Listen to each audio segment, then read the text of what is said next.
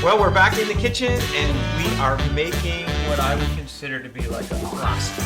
Yeah. This is a classic recipe that everybody should know how to bake. So we're doing some baking today, and I have to be honest, I'm a bit of a one-hit wonder when it comes to baking.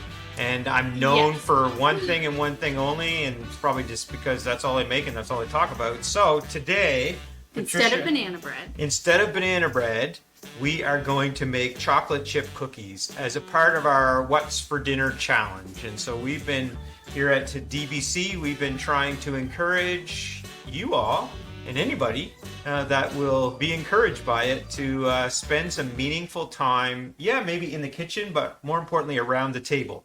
And spend time together, eating together, talking together, being intentional, and just making time for one another. And we think the table is a great place to do that. It is, and that's part of the reason why I wanted to do like a dessert recipe, because I really want to encourage people to not rush through the meal. And though I don't think that dessert is needed for every meal, it surely might encourage some younger kids or bigger kids to stay around the supper table a little longer, to make that mealtime longer and more conversations. So if you throw in a cookie or two, they might stick around. And I mean, who doesn't love a good chocolate chip cookie? I'm sure there's a few of you out there that don't love a good chocolate chip cookie, but most people do. And it's, you could almost say it's like the universal sign of love. Well, maybe not. But anyway, I mean, I suppose. Everybody loves it, and you share it together. I'm actually picky when it comes to chocolate chip cookies. You find it in your lunch, and you just But I'm actually picky when it comes to chocolate chip cookies because I don't like them real flat. So anyways, this recipe is going to be a little different for some people because I do something that allows it not to be so flat. Hey, so I mean, maybe people could even share their favorite chocolate chip cookie recipe with us, and maybe some people like them flat, and some people, so the alternative to flat is like a mountain. A little bit. Like a chocolate chip cookie mountain. A little. But anyway, that's enough of that. Let's get in. Let's. So before we get started, I did want to say, because this is an important part of meals together, is praying together before, after, during a meal. And I thought of mentioning it while we were making this recipe because I cooked and baked a lot when our kids were small. We had 5 kids. They were all little all at once. There was a lot of going on in our house. And when I was baking and cooking is when I would pray for them and pray for other people because because how many times am I going to go sit down and have time to do that? Mm-hmm. It's also the time that I had an audio Bible that I would play. So if you're having a hard time finding time for prayer or for devotions, while you're cooking a meal is a great time for that. And then make prayer time part of your meal time. It's a good example to set for your family. So, chocolate chip cookies. All right. Alrighty. I'm going to use our mixer because that just makes life easier.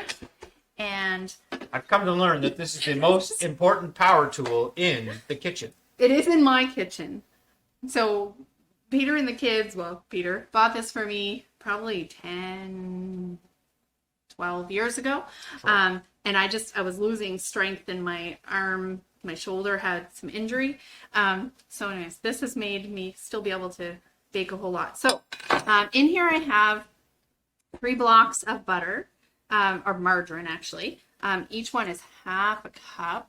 So there's some stuff here. And we're doing a double batch. So we need 1 cup for 1 batch. We're doing a double batch. So we need 2 cups. So we need 4 blocks of margarine. And so you can use butter or margarine. Or margarine. Yeah. And I've only done it with butter a couple times because we've only recently in the last couple of years started having more butter in the house. Margarine makes it cheaper, although it used to, but it doesn't anymore. Okay. My goodness, it doesn't anymore. You should have your margarine or your butter at room temperature. So you've had the blocks at least. They've been out for a few hours. Yeah. If you don't, you could toss them in the microwave. Do not put them for very long because then they melt. And this is not a melted state of margarine that we need for this. It's softened, so 10 seconds, maybe 12 seconds, something like that. All right. So there's that. So that's 1 cup of butter or margarine if you're doing for one batch. For 1 batch. And Then we're going to add our brown sugar. I've pre-measured it out. It's 1.5 cups of packed brown sugar for one batch. So we're doing 3 cups. So we're going to mix that. I'm going to do that. Yep, you could do that. So let's pick that up, scrape that all off.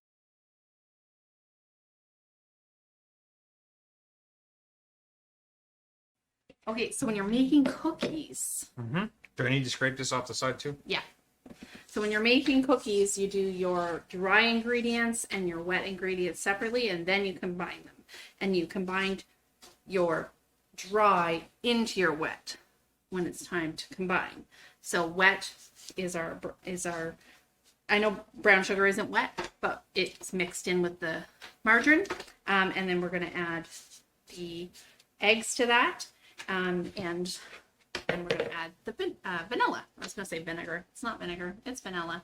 So do you want to crack the eggs? They can be cracked into the bowl. I'll just put them over here. It's okay if it's not all scraped.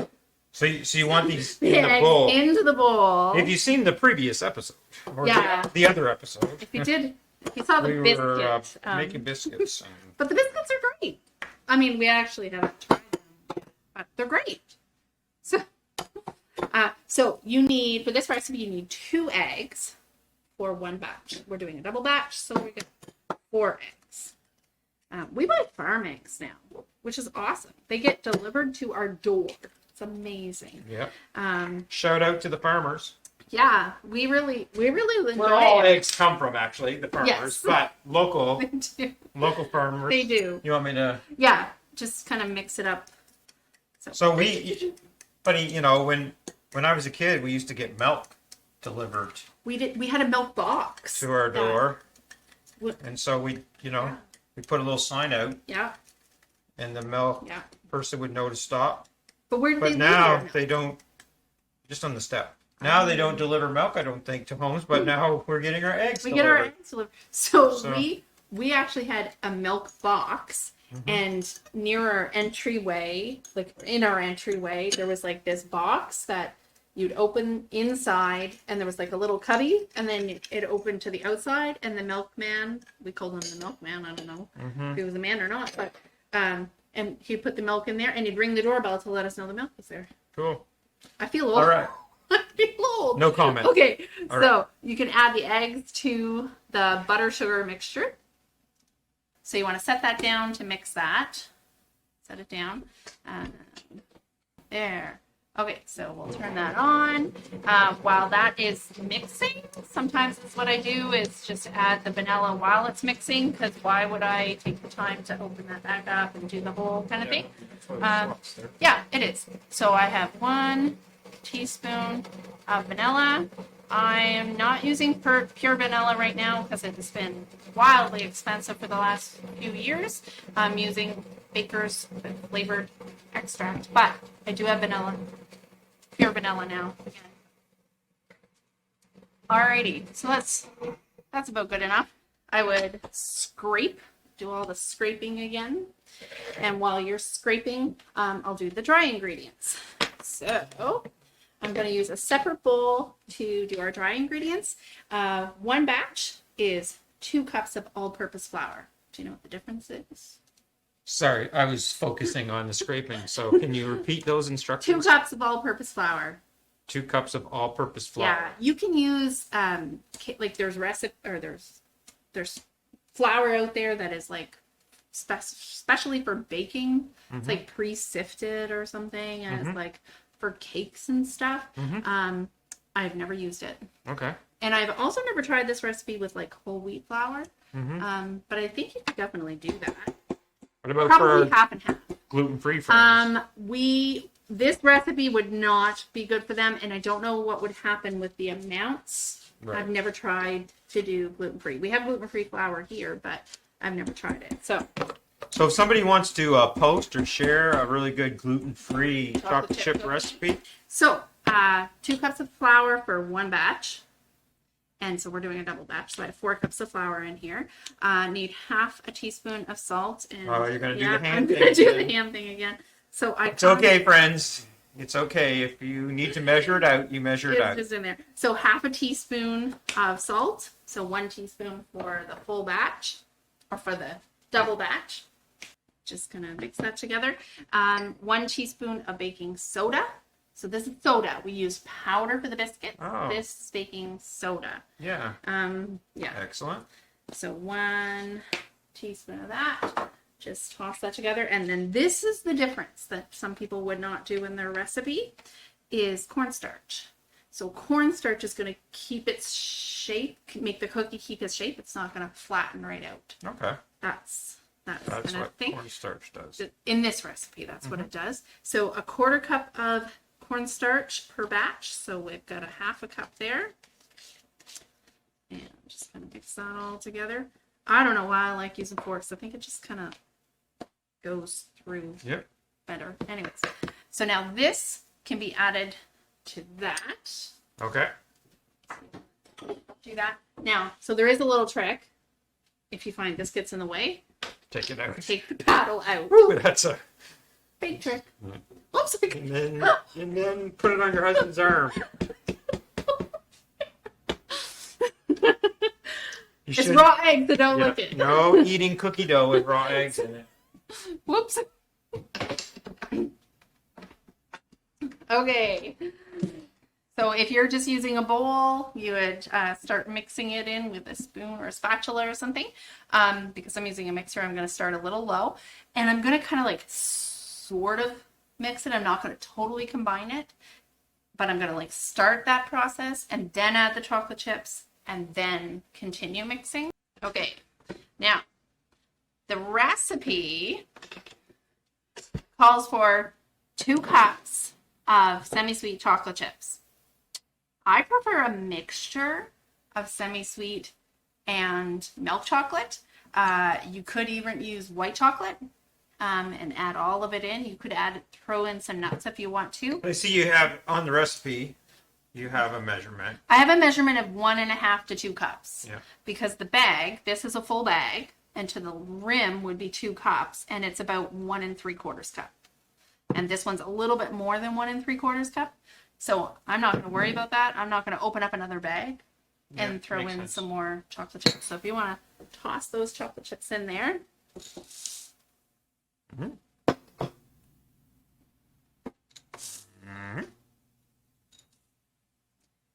And we'll turn that on. They give the blender a run for its money. Oh, yes. Definitely, because they're a really thick batter, too. Really thick batter. So I would scrape all of this off, and then I'm going to use the spatula to scrape along the sides, too, and make sure that there's no, like, butter stuck down. Just toss that in the Thank you. sink. So you see, it's a nice thick batter, and we're going to start scooping it. Now I have handy kitchen scoops. This one is approximately 2 tablespoons. We have one that's smaller, it's 1 tablespoon, and the next one up is almost 3 tablespoons, which would be a nice big jumbo cookie. I've also used this recipe to make a cookie pizza. So you just have to be careful not, if you want to do this. Tip, don't go out to the side all the way to the edge because it will expand and drip off and it will be a mess. I've done it before, just in case you were wondering. That is our phone ringing, but that's okay. So scoop and make like a little mound. Just because I am teaching Peter how to make these, I'll show you to separate them. Don't go too close to the end, like to the edge, and don't put them too close to each other because they will flatten out. Even though I have the cornstarch in it, they will still flatten out. So why don't we take a break while we do all the scooping, and we'll put them in the oven. Put them in the oven, and then we'll be come back to show you the end result. Excellent. Sound good? Well, we're back, and our chocolate chip cookies are ready to come out of the oven. How long have they been in there, Patricia? 13 minutes, I think. 13 minutes, and they are going to be golden brown. Squished together. Some of them are squished together, but that's okay. We can unsquish them, and They won't last long around here, I don't feel like. No, but they might last a little longer than they used to. Yeah. So, yeah. So, you could make chocolate chip cookie sandwiches. When they're cool, put some ice cream in the middle of it. Yeah. You could do that. No calories there. No calories, No calories at at all. Yeah. So that's our chocolate chip cookie recipe. And like I said before, if you have a chocolate chip cookie recipe, because probably everybody that bakes at all has a favorite chocolate chip cookie recipe, you could share that and send it our way. We'd love to hear what you enjoy best in your chocolate chip cookies. But again, this is all about being intentional, of making meal times meaningful, and also chocolate chip cookies are a great thing to share. So take a dozen of those chocolate chip cookies and bless a neighbor this week. And we pray that as you do that, God will bless you. Take care and have a great time around your table.